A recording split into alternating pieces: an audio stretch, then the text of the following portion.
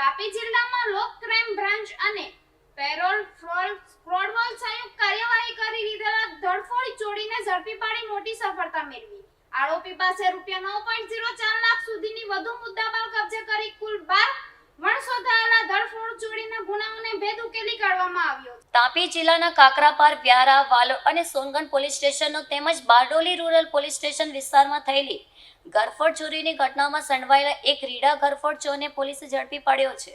Local crime branch Tapi અને parole ફરલોક સ્ક્વોડની સંયુક્ત કામગીરી દરમિયાન આરોપીની ધરપકડ કરવામાં આવી હતી।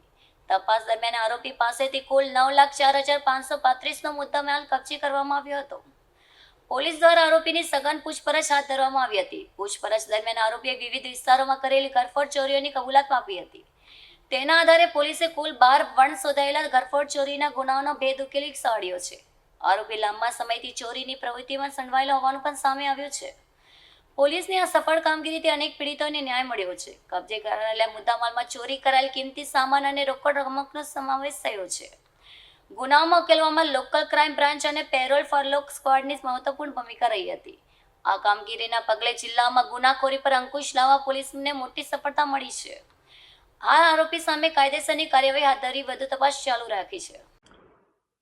તાપી જિલ્લાના અલગ અલગ પોલીસ સ્ટેશનોમાં જે ઘરફોડના બનાવ બન્યા હતા એ અનડિટેક્ટ ઘરફોડને શોધી કાઢવા માટે, આરોપીને શોધી કાઢવા માટે એલસીબીની ટીમ, પેરોલ ફલ્લોની ટીમ, એ વિવિધ ટીમો દ્વારા છેલ્લા ઘણા સમયથી પ્રયત્નો કરવામાં આવ્યા હતા।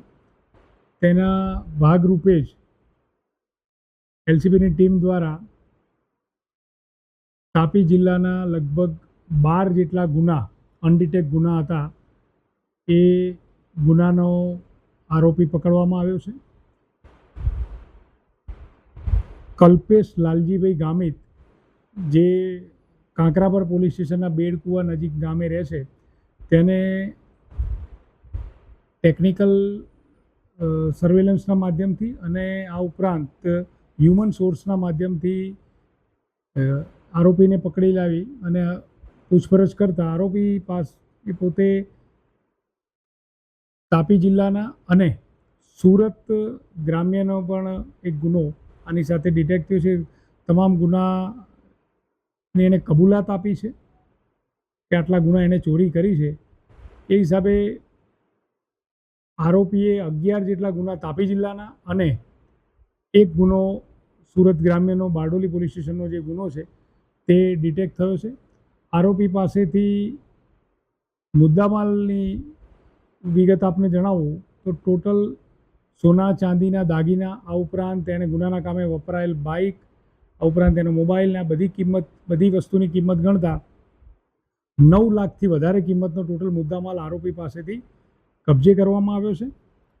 આ આરોપીએ મોટે ભાગે વ્યારા, સોનગઢ, વાલોડ, કાંકરાપાર આ પોલીસ સ્ટેશનોમાં જે ઘરફોડ થયેલી હતી તેના ગુનાની કબૂલાત આપી છે ને એ ગુના ડિટેક્ટ થયા છે।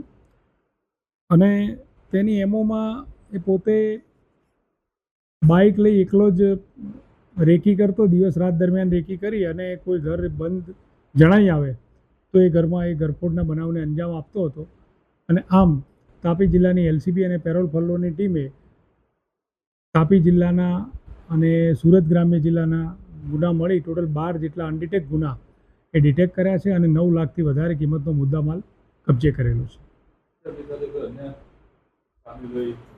હા, આરોપીને અમે રિમાન્ડની કાર્યવાહી કરવાના છે અને એમાં વધુ પૂછપરછમાં જે પણ ખુલશે એ પ્રમાણે અમે એની સાથે મદદમાં કોણ હતું, એને બીજા કયા ગુનાને અંજામ આપ્યું છે, આ તમામ વસ્તુ બાબતે અમે વધુ પૂછપરછ હાથ ધરવાના છે।